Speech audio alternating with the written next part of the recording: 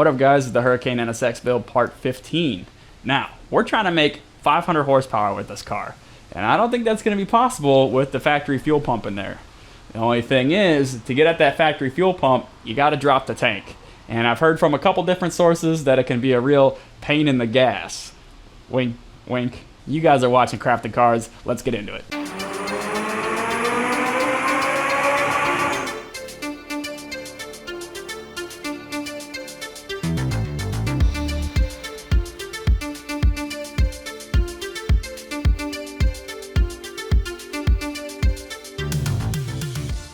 Now, since I already have a lot of components disconnected and moved out of the way, this job might be a little easier for me. However, when I did disconnect everything, there was nothing that really gave me a hiccup. At the end of the day, this car is still a Honda. It's still pretty dang easy to work on. I suppose if you guys watched the last episode, you've already seen me disconnect this. This is the high pressure fuel line, as well as the fuel return line. These go straight to the gas tank, so of course you're gonna wanna disconnect those. We cleaned it up really nice in here in the last episode. It was very satisfying, and now it is a great place to work. Over on the driver's side, you gotta disconnect this guy right here. This went straight to the top of the charcoal canister. Now, when we lower the gas tank, you don't want these lines to hang up. So what you can do for now is just kind of tuck them out of the way and get them in their respective holes. Looks like we got some big hose over here. We got the fuel filler neck and of course the fuel tank vent. There we go.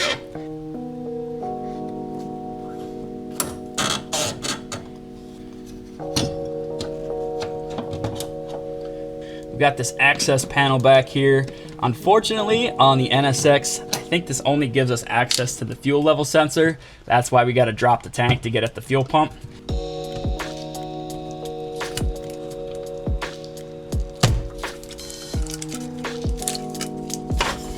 Let's take a look at this plug. Oh, they used a healthy amount of dielectric grease. That's good to see. The harness will be dropping with the tank, so let's go ahead and plug this back in. Kind of tuck the harness up with the hoses. Now let's make our way underneath the car. Now, like I was saying earlier, we have already removed some of the stuff that would normally be getting in our way right now. One of the things was the automatic transmission shift cable. It'll be the same thing if you have a manual transmission. That cable also runs through like an H-shaped frame brace slash bracket. That's got to be removed as well. Since we already have that off the car, we can start by removing these fuel tank straps.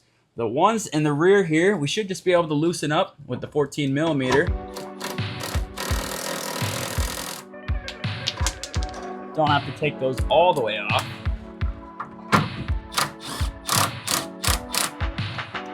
The ones in the front, however, we do have to take those all the way off.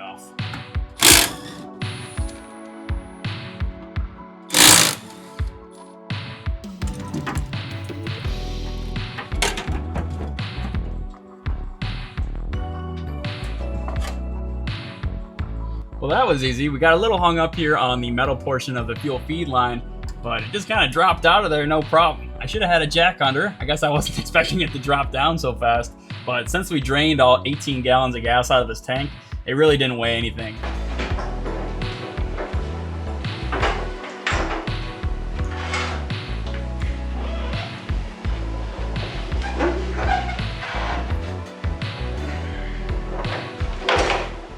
Since the removal of the gas tank went way smoother than I expected, we got ourselves a little bit of time to do an inspection on this thing.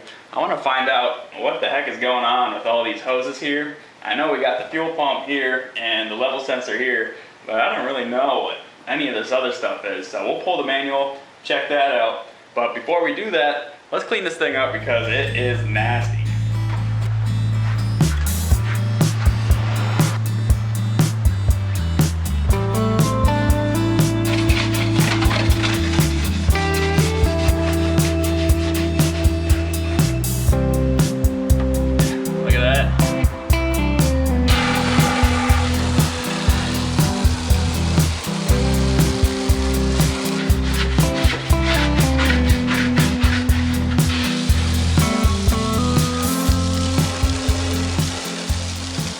Well, that's enough cleaning for today. It started storming pretty good out here.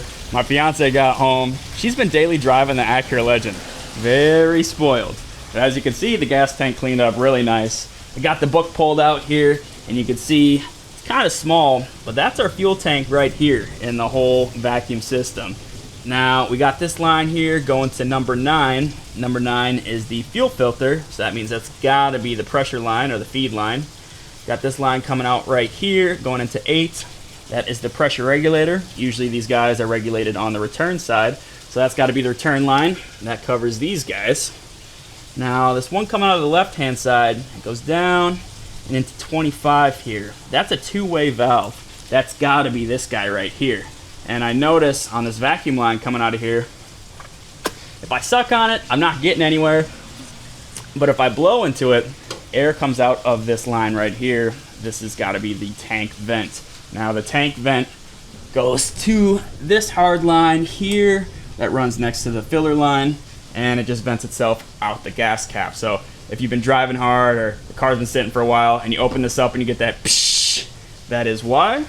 And then this line here that comes out of the two-way valve, if we follow our diagram, looks like it goes into 22, which is the charcoal canister. And yep, that's exactly right. We pulled this vacuum line right off the top of the charcoal canister, and I will be continuing to run a charcoal canister. So I just got to make sure that these lines are safe for E85. If not, I'll get them swapped out.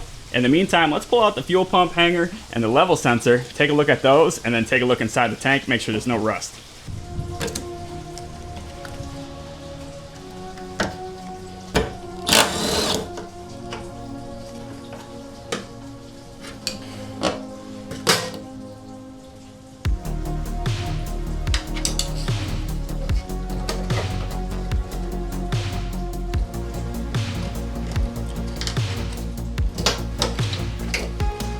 This thing's got a little rust on it.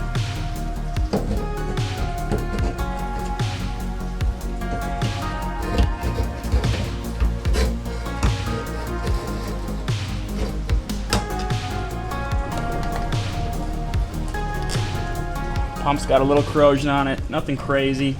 Okay, let's take a look inside. So there's a little corrosion in there. I don't think it's anything that's worth getting a new tank over. I mean, this is about normal for a tank that's, you know, over 30 years old. You can see towards the back, or I suppose that's usually where the bottom is, where I got the light shining there. There's a little bit more corrosion there. Look around. Yeah, it ain't too bad. It's like we still got a little gas sitting in there. In the center there is where the hanger holds the fuel pump and the fuel intake filter. I like how they have it kind of boxed in to help with fuel starvation. That looks pretty good in there too. I think we're going to be safe to reuse this tank, which is really good news. So for our fuel pump upgrade, I went ahead with the classic Walbro 450. It's the one I run in the Civic. A lot of people run it. It's proven itself. It's E85 safe. Can't really go wrong. For our fuel pump hanger, I'm no longer going to be using the factory fuel pump hanger. I ordered one from Radium Engineering, and that one's still getting delivered. However, it is a very nice quality piece. It's got upgraded electrical contacts and adapters for AN lines. For our AN lines and a new inline fuel filter, we actually picked up a new sponsorship. I'll probably announce it in the next video. I'm very excited about this one. I've been ordering parts from these guys for a really long time, and I'm excited they're going to be helping us out with this build. It is so humid in here, it is not even funny. So that's probably what our next video is going to be about. Installing the new fuel pump, hanger, making sure our wiring is good, and our hoses are up to spec. I know this is a really long build series, but I'm trying to be as transparent as possible, showing everything that's involved if you want to do a build like this. See you guys next Tuesday. Bye-bye.